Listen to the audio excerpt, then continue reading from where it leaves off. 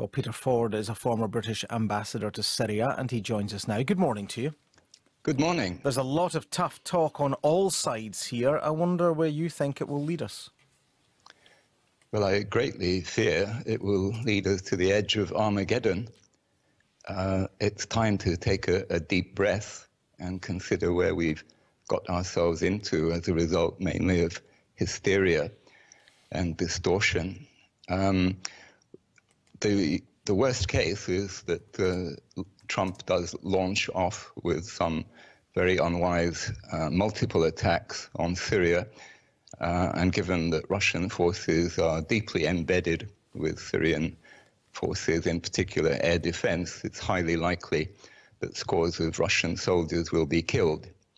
If anyone thinks that Russia will take that just lying down, I think they need to think again. Russian planes in the last 12 hours have been buzzing US destroyers in the eastern Mediterranean. Please, I think everybody needs to take a deep breath before something truly horrible occurs, affecting the security of us all, including in this country. We have forces in Syria.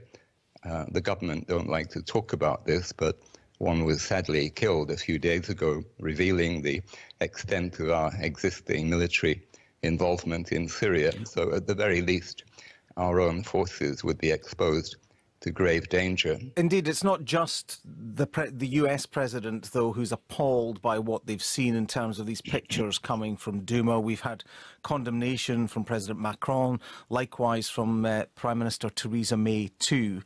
If it isn't the sort of military action that you've just outlined there, what should be the response to this use of chemical weapons if it's proved?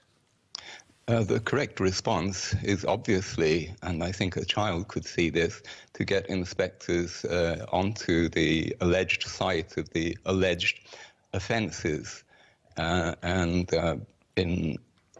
In fact, in the last few hours, Russia has offered to provide military escorts for inspectors from the recognized body in this field, the Organization for the Prohibition of Chemical Warfare. And if it's proved, however, then what? Because, of course, we know that Assad has form on this. We've had investigations previously, and there has been fairly conclusive proof that chemical agents have been used.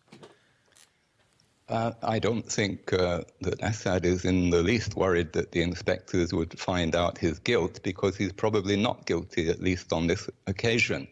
I mean, we have to engage our brains as well as our emotions here, not be stampeded by those videos which are described as being unverified, but which, by dint of being repeated over and over and over again, come to acquire a spurious credibility.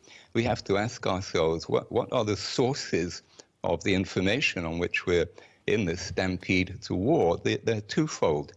And I'm sorry, but the media are falling down on the job in investigating this. The sources are the Syrian American Medical Society, which is a pro-Islamist propaganda outfit based in the United States. So you're saying these pictures have been, are you saying these pictures have been staged? Are you saying that people haven't died, that people haven't been affected? Yes, in all probability, the incidents have been staged. Come on, we know how easy it is to fake images for the internet. Look at the images. Anybody could stage those.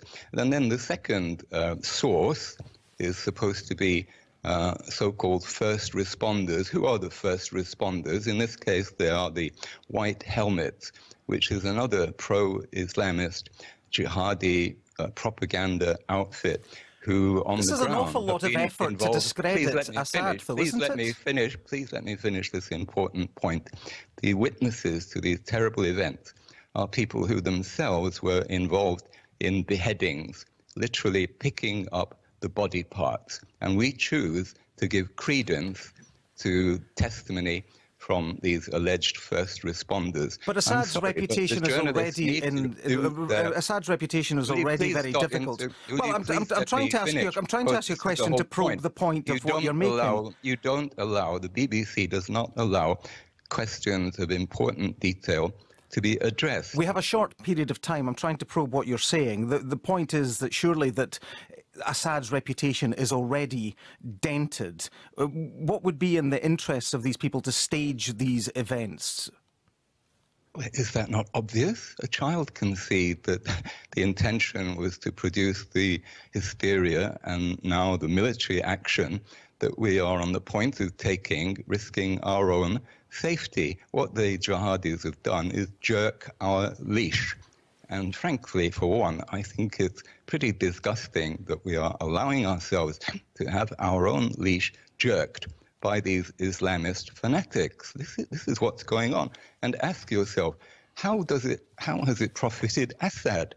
Please engage your brain. Answer the question. How has Assad benefited from all this mayhem? In fact, it's rebounded against him.